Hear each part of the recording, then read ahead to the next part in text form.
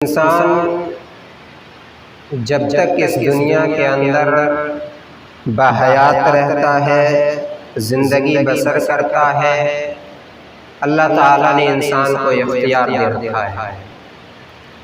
ساتھ ہی ساتھ اللہ رب العالمین نے ہدایت کے راستے سے سرفراز فرما دیا، یعنی ہدایت کا راستہ بھی بتلا دیا۔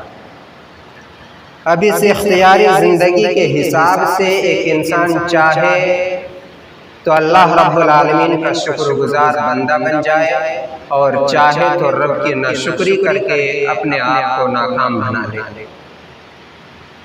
لیکن اس دنیا کی زندگی کے بعد، اس اختیاری زندگی کے بعد قیامت کا دن آنا ہے۔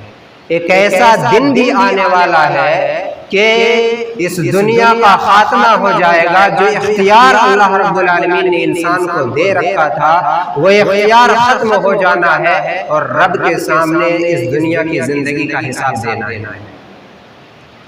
پھر اللہ رب العالمین سوال کرنے والا ہے کہ بتاؤ، میں نے تمہیں جو دنیا کی زندگی عطا کی تھی، جو اختیار میں نے تمہیں دنیا میں دے رکھا تھا، جو چھوٹ میں نے دے رکھی تھی، اس کو تم نے کس طریقے سے استعمال کیا؟ کیا تم نے اللہ رب العالمین کے عطا کردہ اختیار کو رب کی فرما برداری والے راستے پر استعمال کیا، یا پھر رب کی نافرمانی والے راستے پر استعمال کیا؟ پھر وہاں اختیار کام آنے والا نہیں، وہاں مکمل زندگی کا حساب دینا ہے۔ وہاں چاہے انسان کہ ہم جا کر کے جنت میں چھلانگ لگا لیں، جہنم سے بچ جائیں، حساب و کتاب دیے بغیر وہاں سے قدم تک سے مس ہونے والا نہیں۔ پھر اللہ رب العالمین انسان کے اعمال کو دیکھ کر کے حساب و کتاب کے ذریعے سے یا تو اسے جنتی قرار دینے والا ہے، یا پھر اسے جہنم کا ایندھن بنانے والا ہے۔ اللہ تعالیٰ نے اس کا نقشہ سورۃ دہر کی ابتدائی آیات میں بڑا ہی بہترین انداز میں کھینچا ہے۔ اللہ تعالیٰ بیان فرماتا ہے، هل أتى على الإنسان حين من الدهر لم يكن شيئا مذكورا، کہ یقیناً انسانوں کے اوپر ایک ایسا وقت گزرا ہے جب وہ کوئی قابل ذکر چیز نہیں تھا، اس کی کوئی حیثیت اور طاقت نہیں تھی۔ الانسان سے مراد بعض لوگوں نے کہا کہ یہاں حضرت آدم علیہ السلام، حضرت آدم علیہ السلام کو جب رب نے مٹی سے بنایا اور روح پھونکے جانے سے پہلے وہ کوئی قابل ذکر چیز نہیں تھی، ان کی کوئی حیثیت نہیں تھی روح پھونکے جانے سے پہلے۔ جب رب نے روح پھونک دی، اس کے بعد جا کر کے وہ مکمل انسان کہلایا۔ اور بعض لوگوں نے کہا کہ اس سے ہر انسان مراد ہے۔ جب انسان اپنی ماں کے پیٹ کے اندر ہوتا ہے ابتدائی ایام میں، تو وہ ایک حقیر پانی کے سوا کچھ بھی نہیں ہوتا ہے۔ جب انسان ماں کے پیٹ میں ابتدائی مراحل میں ہوتا ہے، ابھی روح نہیں پھونکا گیا ہے، تو وہ ایک حقیر پانی کے علاوہ کچھ بھی نہیں ہوتا۔ گویا اس میں متنبہ کر دیا گیا انسان کو کہ یہ تیری حقیقت اور حیثیت ہے، اپنی اوقات کو نہ بھول جانا اور رب کے سامنے اکڑ مت دکھانا۔ اِنَّا خَلَقْنَا الْإِنسَانَ مِن نُطْفَةٍ أَمْشَاجٍ نَبْتَلِيهِ، کہ ہم نے انسانوں کو مرد اور عورت کے ملے جلے نطفے سے پیدا فرمایا۔ مرد اور عورت کا جب نطفہ ملتا ہے تب انسان انسانی شکل میں آتا ہے۔ نبتلیہ، اللہ نے کیوں پیدا کیا ہمیں؟ جانچنے کے لیے اس دنیا کے اندر بھیجا ہے، آخرت کی تیاری کرنے کے لیے، جنت یا جہنم میں سے کسی ایک کو حاصل کرنے کے لیے۔ جنت کا حصول مشکل ہے، جہنم کا حصول رب کی نافرمانی ہی کافی ہے۔ جب اللہ تعالیٰ نے انسان کو جانچنے کے لیے پیدا فرمایا تو اللہ تعالیٰ نے انسان کو پاگل یا مجنون نہیں بنایا۔ اللہ تعالیٰ نے کیا کہا کہ ہم نے انسان کو دیکھتا بھالتا بنایا، فَجَعَلْنَاهُ سَمِيعًا وَبَصِيرًا۔ اللہ تعالیٰ نے انسان کے اندر سننے کی طاقت رکھی، دیکھنے کی طاقت رکھی، کہ تم بیانات سن کر کے، تم اسلام کی باتیں سن کر کے، اور تم صحیح چیزوں کو دیکھ کر کے، عقل کا استعمال کر کے اس نتیجے پر پہنچ سکتے ہو کہ تمہارے لیے کیا بہتر ہے اور تمہارے لیے کیا نقصان دہ ہے۔ یہ فیصلہ کرنے کی طاقت رب نے انسان کی عقل میں رکھ دی تھی۔ اور اتنے ہی میں اللہ نے بس نہیں کیا، اِنَّا هَدَيْنَاهُ السَّبِيلَ إِمَّا شَاكِرًا وَإِمَّا كَفُورًا۔ اللہ تعالیٰ نے انبیاء کرام کو بھیج کر کے بھی صحیح راستہ بتلایا اور غلط راستے کی نشاندہی کر دی۔ انبیاء کرام، علماء کرام، صحابہ کرام، تابعین، تبع تابعین، صلحاء، سلف صالحین، ہر ایک کی یہ ذمہ داری رہی ہے کہ صحیح راستہ بتاؤ اور غلط راستے سے لوگوں کو روکو۔ اِمَّا شَاكِرًا وَإِمَّا كَفُورًا۔ انسان کو ساتھ ہی ساتھ یہ اختیار حاصل ہے کہ صحیح راستہ تمہیں بتلا دیا گیا، غلط راستہ بھی بتلا دیا گیا، صحیح راستہ اختیار کر لو یا چاہو تو غلط راستے پر چلو، لیکن یہ اختیاری زندگی ایک دن ختم ہو جانا ہے۔ اس دنیا میں بے شمار انسان ہے، کوئی صحیح کام کر رہا ہے، کوئی غلط کام کر رہا ہے، لیکن ایک وقت ایسا بھی آئے گا موت کو گلے لگانا ہے، مر جانا ہے، برزخی زندگی شروع ہونی ہے، میدان حشر کا معاملہ ہوگا، وہاں پھر اختیار کام نہیں آنے والا، وہاں حساب اور کتاب دینا ہے۔ تو ہمیں اس بات کا اختیار ہے۔ کیا اختیار ہے؟ ہم چاہیں تو غلط راستے پر چل لیں یا چاہے تو صحیح راستے پر چل لیں، لیکن یہ یاد رکھ لینا ہے، یہ بات ذہن و دماغ میں بیٹھا لینی ہے کہ کل قیامت کے صحیح اور غلط کا حساب ہر ایک کو دینا ہے۔ جب اللہ تعالیٰ نے ہم سبوں کو امتحان کے غرض سے پیدا کیا، جانچنے کے لیے پیدا فرمایا، تو پھر اللہ تعالیٰ نے اس دنیا کو سجا دیا، مزین کر دیا، اس دنیا کو خوبصورت بنا دیا۔ کیوں؟ تاکہ انسان کو اپنی طرف کھینچنے لگے یہ دنیا۔ جب یہ دنیا مکمل طور پر مزین ہو گئی، انسانوں کو اپنی طرف کھینچنے لگی، راغب کرنے لگی، تو پھر اللہ تعالیٰ نے بیان فرما دیا کہ جس دنیا کے پیچھے تم پڑھتے ہو، اس دنیا کی حقیقت کیا ہے، اس کی نچلی سطح اور نچلی اثر کیا ہے، اور جس انسان کے سامنے آخرت کی کامیابی کا تصور نہ ہو، وہ کہاں پر زندگی گزارتا ہے، اللہ تعالیٰ نے یہ بھی بیان فرما دیا۔ اللہ تعالیٰ سورہ حدید کے اندر بیان فرماتا ہے، اعلموا انما الحیاۃ الدنیا لعب و لہو و زینۃ و تفاخر بینکم، کہ یہ بات جان لو کہ یہ دنیا کھیل اور تماشے کی جگہ ہے، وزینت، زیب و زینت کے پیچھے بھاگنے کی جگہ ہے، وتفاخر بینکم، ایک دوسرے پر فخر کرنے کی جگہ ہے، وتکاثر فی الاموال والاولاد، مال اور اولاد میں ایک دوسرے سے آگے بڑھنے کی کوشش کرنے کی جگہ ہے۔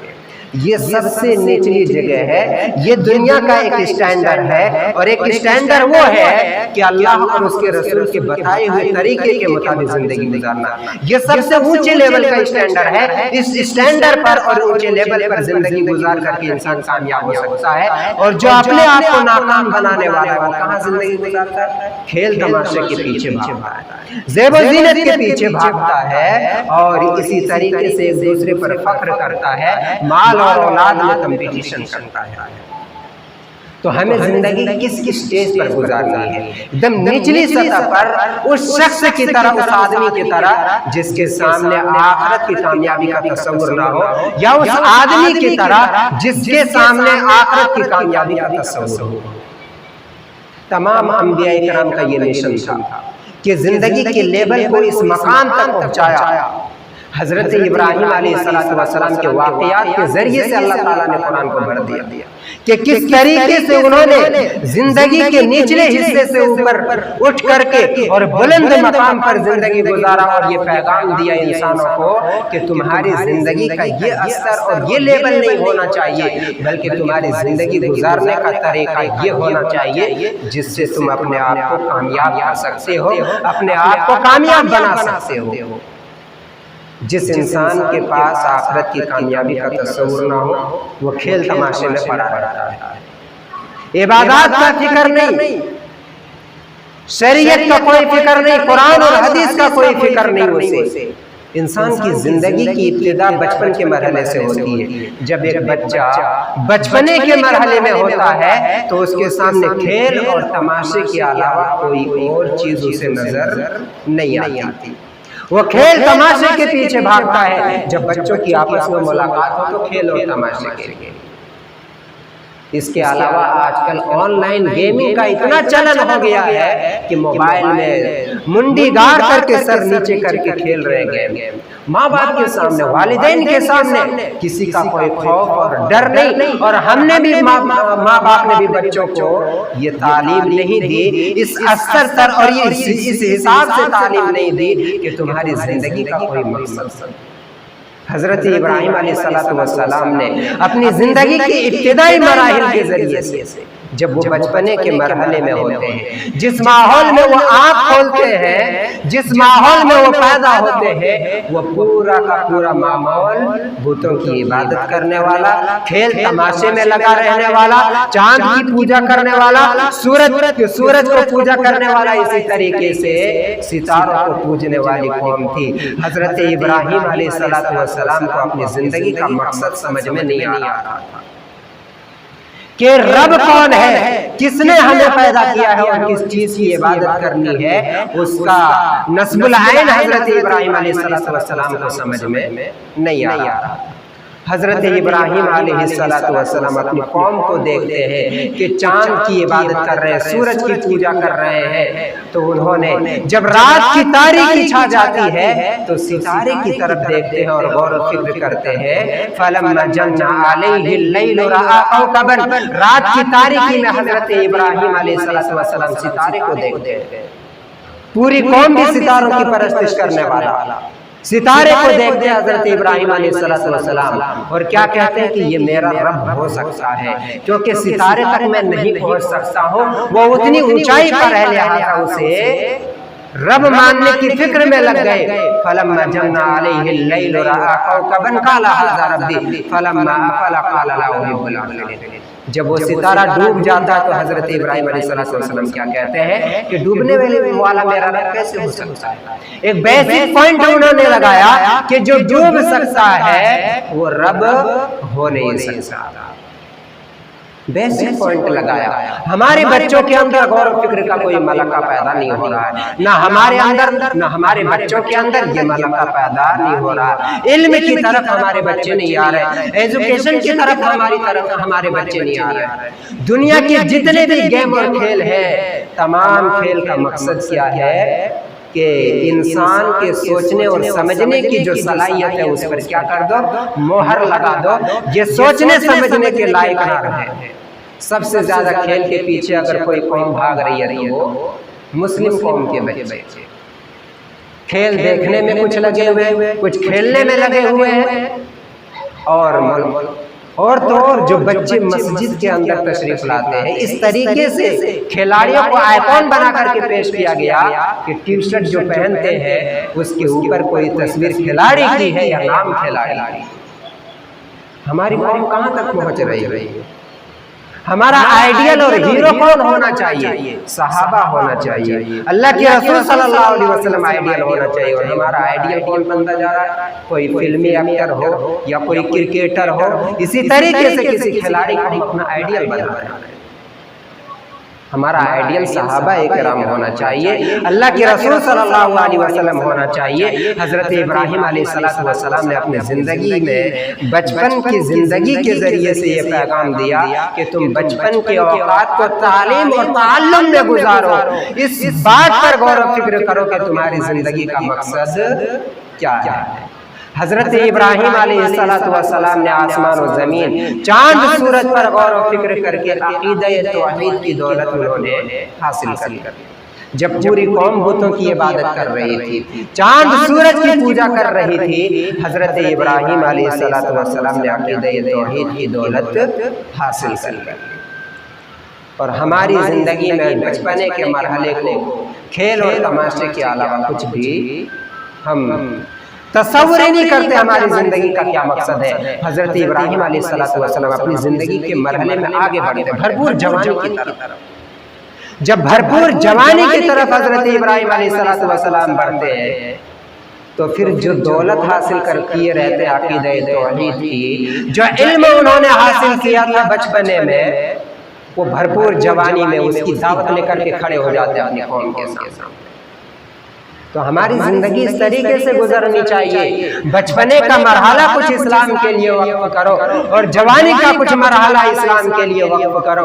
हजरत इब्राहिम अलैहिस्सलाम भरपूर जवानी की हालत में कौम के सामने खड़े हो जाते हैं, दावत और तबलीग को लेकर के इस्लाम की तरफ बुलाते हैं। अल्लाह ताला ने बयान फरमाया सूरतुल अनाम के अंदर, वतलु अलैहिम नबा इब्राहिम, ए नबी आप लोगों के सामने बयान करिए हजरत इब्राहिम अलैहिस्सलाम का किस्सा। इज़ क़ाल अबीही व कौमिही मा तअबुदून, हजरत इब्राहिम अलैहिस्सलाम अपने बाप से और अपनी कौम से कहते हैं मा तअबुदून, किस चीज की पूजा कर रहे हो, किस चीज की इबादत में लगे हुए हो, कहाँ भटके जा रहे हो, तुम्हारी जिंदगी का ये मकसद नहीं है।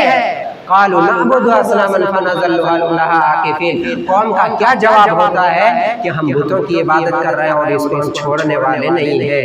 हजरत इब्राहिम अलैहिस्सलाम एक पॉइंट पेश करते हैं, काला हल यस्माउनकुम इस्तदून, जिन बूतों को, जिन पत्थरों को तुम पूजा कर रहे हो, क्या वो सुनते हैं जब तुम पुकारते हो? और यनफअउनकुम औ यज़ुर्रून, जब तुम नफा उससे तलब करते हो क्या नफा पहुंचा सकते हैं? और यज़ुर्रून या नुकसान पहुंचा सकते हैं? कहते हैं बालू बल वजदना आबाना, कौन क्या जवाब देती है? हमें इस बात का इल्म नहीं है कि नफा नुकसान का मालिक है या नहीं, इसको हमने अपने बाप दादाओं से क्या किया है, करते हुए पाया है। फनज़ल्लु लहा आकिफीन, हम इसे छोड़ने वाले नहीं। हजरत इब्राहिम अलैहिस्सलाम बेहतरीन अंदाज में दावत और तबलीग करते हैं, टॉपिक चेंज करते हैं और अल्लाह का तारुफ पेश करते हैं। काला फराइतुम मा कुंतुम तअबुदून अंतुम व आबाउकुम अल-अक़दमून फइन्नहुम अदुव्वुन ली इल्ला रब्बिल आलमीन, तुम्हारा कुछ भी ख्याल हो अपनी माबूदों के ताल्लुक से, मेरा ये ख्याल है कि अगर इन चीजों की इबादत करते रहो तुम लोग, तो ये तुम्हारे लिए क्या हो जाएंगे, दुश्मन बन जाएंगे। कैसे दुश्मन बन जाएंगे? जब तुम इसकी इबादत करोगे जिंदगी भर, अपने मकसद से भटके रहोगे, कल क़यामत के दिन तुम्हारा नामा-ए अमाल खाली होगा, नामा-ए अमाल में एक भी नेकियां नहीं होगी, फिर रब क्या करेगा, तुम्हें जहन्नम में डाल देगा। तो ये दुश्मन के मानिंद है। फिर हजरत इब्राहिम अलैहिस्सलाम कहते हैं इल्ला रब्बल आलमीन, रब कौन है? हमारा रब कौन हो सकता है जो तमाम जहानों का रब है, जिसने इस दुनिया की तख्लीक फरमाई, जिसने चांद को पैदा किया, जिसने सूरज को पैदा किया, जो सितारों का मालिक है और पूरी कायनात का मालिक है, वो हमारा रब हो सकता है। अल्लज़ी खलक़नी फहुव यहदीन, कि हमारा रब वो हो सकता है जिसने हमें पैदा किया है और वही हिदायत के रास्ते से सरफराज फरमाता है। वल्लज़ी हुवा युतइमुनी वयस्कीन, रब कौन हो सकता है जो हमें खिला सकता है और पिला सकता है? क्या तुम्हारे माबूदों के अंदर ये ताकत है? तुम मुझसे खाना तलब करो तो क्या वो खाना खिला सकते हैं? क्या तुम्हें प्यास लगने पर वो पानी पिला सकते हैं? बिल्कुल ऐसा नहीं कर सकते हैं। और क्या करता है वो रब? वइज़ा मरिज़्तु फहुव यशफ़ीन, और जब मैं बीमार हो जाता हूँ तो वही रब शिफा देने वाला है। जब इंसान बीमार हो जाए तो शिफा देने वाला वो रब है। आप दुनिया में देखते हैं कोई इंसान पूरी जिंदगी परेशान हाल होता है और कभी एक मामूली गोली से, मामूली टैबलेट और मामूली दवाई से वो ठीक हो जाता है। रब उस दवाई के अंदर शिफा डाल देता है, इसके अलावा किसी और के पास ये ताकत नहीं है। वल्लज़ी युमीतुनी सुम्मा युहयीन, और मेरा रब कौन हो सकता है जो हमें मारने वाला है? एक दिन हमारी जिंदगी में ऐसा आने वाला है कि हमारी जिंदगी को अल्लाह ताला छीन लेना, मौत को गले लगा लेना है। वो रब हमें मौत से दो चार करने वाला है। सुम्मा युहयीन, फिर दोबारा जिंदगी अता करने वाला है। हिसाब और किताब के लिए वो रब दोबारा हमें क्या करने वाला है? उठाने वाला है। वल्लज़ी अतमउ अन यग़फ़िर ली ख़तीअती यौमिद्दीन, और मेरा रब वो है कि जो कल क़यामत के दिन हमारे गुनाहों को माफ़ फरमा के हमें जन्नत में दाखिल कर सकता है। क्या तुम्हारे माबूदों के अंदर ये ताकत है? क्या वो जन्नत और जहन्नम का मालिक है? जन्नत और जहन्नम का वो तुम्हारे माबूद मालिक नहीं हो सकते। ये मलका हमारे अंदर गौर फिक्र करने का होना चाहिए। हम अपने जहन को, अपने तसव्वुर को थोड़ा लाए इस मकाम पर, इस मलका को पैदा करें अपने अंदर। अगर ये मलका हमारे अंदर पैदा हो गया तो दुनिया के अंदर से कब्र परस्ती खत्म हो सकती है, दुनिया के अंदर से बुत परस्ती खत्म हो सकती है। जितने भी लोग बाबाओं को पूजा करते हैं, कब्र को पूजा करते हैं, इधर उधर भटके हुए तावीज़ों पर भरोसा कर रहे हैं, बाबाओं पर भरोसा कर रहे हैं, सबका भरोसा एक रब पर चला जाए। क्यों? क्योंकि रब के अलावा इस चीज का कोई मालिक नहीं। अगर गौर और फिक्र करने का ये मलका हमारे अंदर पैदा हो जाए, मुसलमानों के अंदर ये कैफियत आ जाए, तो फिर दुनिया के अंदर से तमाम किस्म के खुराफात खत्म हो सकते हैं। ये हजरत इब्राहिम अलैहिस्सलाम ने अपनी जवानी के जरिए से लोगों को पैगाम दिया। और जिंदगी का ये वो मरहला है, जवानी का मरहला, जब इंसान क्या करता है, ज़ेब व ज़ीनत की तरफ भागता है। आप देखते होंगे जब इंसान भरपूर जवानी में हो तो बेहतरीन लिबास बनवाने में लग जाता है, मार्केट से बेहतरीन जूते खरीदने में लग जाता है और बेहतरीन किस्म की गाड़ियां खरीदने में लग जाता है। तो हजरत इब्राहिम ने जवानी के जरिए से ये पैगाम दिया कि तुम्हारी जवानी लगवियात में, फाहिशात में नहीं गुजरनी चाहिए। तुम्हें दुनिया अपनी तरफ रागिब ना करे, बल्कि तुम रब की तरफ मायल रहो अपनी जवानी में। जवानी ये वो स्टेज है, जिंदगी का वो मरहला है जिसकी इबादत अल्लाह ताला को सबसे ज्यादा पसंद है। जवानी की इबादत रब को सबसे ज्यादा पसंद है। और जिंदगी का ये मरहला है कि अगर इसमें कोई शख्स इबादत कर लेता है तो कल कयामत के दिन जहां 7 किस्म के लोगों को अर्श तले साया मिलने वाला है, उसमें एक किस्म के वो जवान लोग होंगे जिनकी जवानी अल्लाह की इबादत करते हुए गुजरती हो। तो जिंदगी का जो जवानी का मरहला होता है, भटकने का एक मरहला होता है। तो इस मरहले में इंसान को भटकना नहीं चाहिए। इस मरहले के ताल्लुक से खुसूसी सवाल भी होने वाला है। कल कयामत के दिन जब तक इंसान 5 सवालों के जवाब नहीं दे लेते, कल कयामत के दिन मैदान हश्र से उसके कदम टस से मस नहीं हो सकते। उसमें एक खास सवाल जवानी के बारे में होगा कि बताओ जवानी तुमने कहाँ खपाई। 5 सवालों में खुसूसी एक सवाल जवानी के बारे में होना है। तो जवानी में इंसान को भटकना नहीं है। तीसरा मरहला है, इंसान जब जिंदगी में जवानी के मरहले से थोड़ा आगे बढ़ जाता है, अब वो अपना कैरियर बना चुका है, अब उसे जॉब भी मिल चुकी है, या फिर किसी सरकारी महकमे में वो काम करने लग गया है, या उसका बिजनेस अच्छा खासा चलने लग गया, रुपए पैसे आने लग गए, बैंक बैलेंस अच्छा खासा हो गया है। अब वो क्या करता है, फख्र करने लग जाता है कि मेरा बैंक बैलेंस इतना, मेरे पास इतनी किस्म की गाड़ियां, मेरे पास इस किस्म के लिबास है। वो फख्र करने लग जाता है एक दूसरे नौजवान पर। जो नौजवान कामयाब नहीं हुआ रहता उसके सामने फख्र का मुजाहरा करता, देखो मैं इस स्टेज पर पहुंच चुका हूँ, जिंदगी के इस मकाम पर पहुंच चुका हूँ। अल्लाह ताला आपको जितना मकाम और मर्तबा से नवाज दे, लेकिन आपको फख्र और गुरूर में मुब्तला नहीं होना है। तफाखुर बैनकुम, आपस में एक दूसरे पर फख्र करना नहीं है। अगर अल्लाह ताला आपको नवाजता है तो फिर क्या करना है, उस माल में से कुछ अल्लाह के रास्ते में खर्च करना है, उस माल को सही तसर्रुफ में लाना है। नहीं तो कल क़यामत के दिन माल के बारे में भी तो सवाल होगा कि कहां से कमाया और कहां खर्च किया। ये नहीं है कि इस्लाम सारे माल का आपसे मुतालबा कर रहा है, बल्कि इस्लाम इस बात का मुतालबा करता है कि अगर ज़कात तक का निसाब तुम्हारा माल निसाब तक पहुंच गया ज़कात के, तो फिर ज़कात अदा करो और उस माल को सही तसर्रुफ में लाओ, यानी हराम तरीके पर उसे खर्च मत करो। ये इस्लाम की तालीम है। तफाखुर बैनकुम नहीं होना चाहिए, आपस में फख्र नहीं करना चाहिए। हजरत इब्राहिम अलैहिस्सलाम जब जवानी के मरहले से थोड़ा आगे बढ़े, जिस स्टेज में पहुंच करके हर इंसान फख्र में मुब्तला हो जाता है, हजरत इब्राहिम अलैहिस्सलाम अपनी कौम को दावत देने के बाद वक्त के हुक्मरान के पास दावत लेकर के पहुंच जाते हैं। वक्त का हुक्मरान बड़ा जालिम बादशाह है नमरूद, उसके सामने हजरत इब्राहिम अलैहिस्सलाम दावत लेकर के पहुंच जाते हैं। आपके पास ताकत है, आप किसी सरकारी महकमे में है, सरकारी डिपार्टमेंट में है, या फिर मालो असबाब आपके पास है, असरो रसूख वाले आप हैं, तो फिर आप क्या करिए, असरो रसूख है तो फिर बड़े बड़े लोगों के पास भी आप दावत और तबलीग लेकर के पहुंचिए। हजरत इब्राहिम अलैहिस्सलाम जिस तरीके से पहुंचे, कहाँ पहुंचते हैं, वक्त का हुक्मरान बड़ा जालिम बादशाह नमरूद।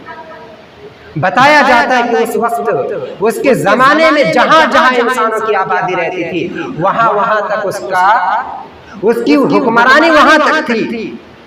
اس بادشاہ کے سامنے حضرت ابراہیم دعوت لے کر کے کھڑے ہو جاتے ہیں۔ وقت کا حکمران جھگڑنے لگتا ہے حضرت ابراہیم علیہ السلام سے، پوچھتا ہے وقت کا حکمران، بتاؤ ابراہیم تیرا رب کون ہے؟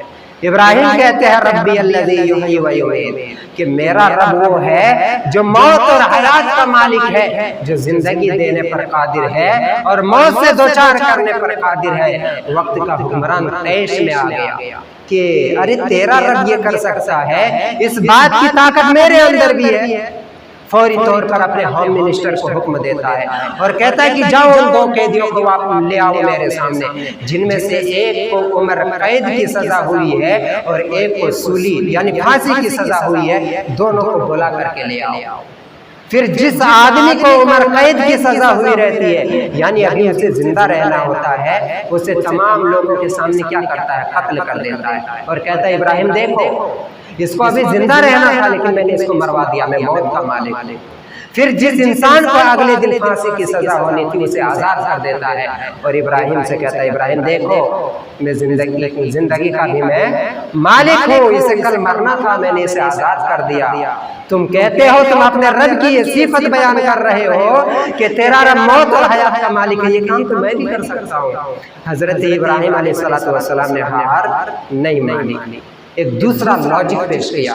حضرت ابراہیم علیہ السلام کہتے ہیں فَإِنَّ اللَّهَ يَأْتِي بِالشَّمْسِ مِنَ الْمَشْرِقِ فَأْتِ بِهَا مِنَ الْمَغْرِبِ، کہ اگر تمہارے اندر اتنی طاقت ہے، تم اپنے آپ کو رب کہتے ہو، تو پھر ایسا کرو میرا رب جس سورج کو پورب سے نکالتا تمہارے اندر طاقت ہے تو پچھم سے نکال کر کے دکھاؤ۔ تم اپنے آپ کو رب کہنا چاہتے ہو، کفر و شرک کی دنیا بسانا چاہتے ہو، اگر تمہارے اندر طاقت ہے تو میرا رب جس سورج کو پورب سے نکالتا ہے اس کو تم پچھم سے نکال کے دکھاؤ۔ تو زندگی کے اس مرحلے کے ذریعے سے ابراہیم نے تمام لوگوں کو یہ میسج دیا، یہ پیغام دیا کہ تمہاری زندگی اس طریقے سے گزرنی چاہیے، دعوت و تبلیغ کا سلسلہ تمہاری زندگی سے ختم نہیں ہونا چاہیے۔ تم جہاں کام کرتے ہو وہاں بھی دعوت و تبلیغ کر سکتے ہو، وہاں بھی لوگوں کو ایک دو باتیں اسلام کی بتا سکتے ہو، جس فیلڈ میں ہو وہاں ایک دو لوگوں کو آپ سمجھا سکتے ہیں جتنا آپ کے پاس علم ہے۔ نہیں تو آپ صاحب علم سے پوچھیں، جس بات کا علم نہیں اس کی تبلیغ آپ مت کریں، اس کو آپ اہل علم سے معلوم کر سکتے ہیں۔ اس طریقے سے آپ کی زندگی گزرنی چاہیے۔ اسلام آپ کو کمانے کھانے سے روکتا بالکل بھی نہیں ہے۔ انسان کو اللہ تعالیٰ اور اس کا رسول شریعت انسان کو کمانے کھانے سے نہیں روکتا، بلکہ زندگی میں کچھ حصہ اس طریقے سے بھی ہمارا گزرنا چاہیے۔ اب زندگی کا ایک مرحلہ آتا ہے بڑھاپا، آخری اسٹیج میں جب انسان پہنچ جاتا ہے۔ اب کیا ہے، جب بڑھاپے کی حالت میں انسان پہنچ جاتا ہے اس کی ساری اولادیں، سارے بچے جوان ہو جاتے ہیں اور سارے بچے کمانے لگ جاتے ہیں، چاروں طرف سے مال آ رہا ہے۔ بڑھاپے کی حالت میں اگر انسان پہنچ جاتا ہے، جوائنٹ فیملی ہے یا جوائنٹ فیملی نہیں ہے، تب بھی تمام بچے جب روپے پیسے کما کر کے لا کے دیتے ہیں تو پھر وہ بڑھاپے کی حالت میں بھی کس صفت کا حامل ہو جاتا ہے؟ اور ایسا وہ انسان کرتا ہے جس کے سامنے آخرت کی کامیابی کا کوئی تصور نہیں ہے، آخرت کے بارے میں اسے فکر لائق نہیں ہو، کیا کرتا ہے اور مال ہائے مال کرتا ہے اور کیا کہتا ہے کہ دیکھو میں سماج کا سب سے بڑا آدمی بن گیا، میں جس علاقے میں رہتا ہوں اس علاقے کا سب سے بڑا آدمی بن گیا، میرے بچے اتنے پیسے لا کر کے دے رہے، میرے پاس اتنے پیسے ہو گئے، اور ایک دوسرے سے آگے بڑھنے کی کوشش کرنے لگ جاتا بڑھاپے کی حالت میں۔ تو اس حالت میں بھی سدھار نہیں آتی، اور ایسا وہ انسان کرتا ہے جس کے پاس آخرت کی کامیابی کا تصور نہ ہو۔ حضرت ابراہیم کی زندگی آپ اٹھا کر کے دیکھ دیکھیے، زندگی کے آخری مرحلے میں تقریباً 90 سال کی عمر کو پہنچ گئے، کوئی اولاد نہیں، دعا کرتے ہیں رب سے گڑ گڑاتے ہیں ایک اولاد ملتی ہے۔ زندگی کا آخری مرحلہ بڑھاپے کی حالت میں پہنچ گئے، ایک اولاد حضرت اسماعیل علیہ السلام کی شکل میں۔ زندگی کے آخری مرحلے میں بھی اللہ رب العالمین قربانی کا مطالبہ کر لیتا ہے۔ اللہ تعالیٰ کہتا ہے ابراہیم میرا گھر خانہ کعبہ بیت اللہ ویران پڑا ہوا ہے، اس کو آباد کرنا ہے۔ حضرت ابراہیم کہتے ہیں رب زندگی کے اس آخری مرحلے میں اب کس قربانی کا مطالبہ ہے؟ اللہ تعالیٰ کی طرف سے فرمان ہوتا ہے، اللہ کا حکم ہوتا ہے، ابراہیم اپنے بچے کو اور اپنی بیوی کو لے جا کر کے چھوڑ دو اس بیاب ہو گیا زمین میں، اس گھر کو مجھے آباد کرنا ہے، خانہ کعبہ کو مجھے آباد کرنا ہے۔ آپ اس کیفیت کو بیان کرنے کے لیے الفاظ نہیں مل سکتے۔ بوڑھا باپ، ایک چھوٹا سا بچہ ہے، بڑھاپے کی لاٹھی اور سہارا ہے، زندگی کے آخری مرحلے میں اللہ رب العالمین قربانی کا مطالبہ کر لیتا ہے۔ حضرت ابراہیم علیہ السلام زندگی کے اس مرحلے میں بھی پیچھے نہیں ہٹتے ہیں، اپنے بچے کو اور اپنی بیوی کو لے کر کے چلتے ہیں مکہ کی بیاب ہو گیا زمین میں، جہاں کھانے پینے کی کوئی چیز نہیں، جہاں چرند پرند کا نام و نشان نہیں، نہ جہاں جانوروں کا نشان نہیں، پانی کا نشان نہیں، کھانے پینے اور زندگی کا کوئی تصور نہیں، وہاں لے جا کر کے چھوڑ دیتے ہیں چند کھجوریں اور تھوڑا سا پانی۔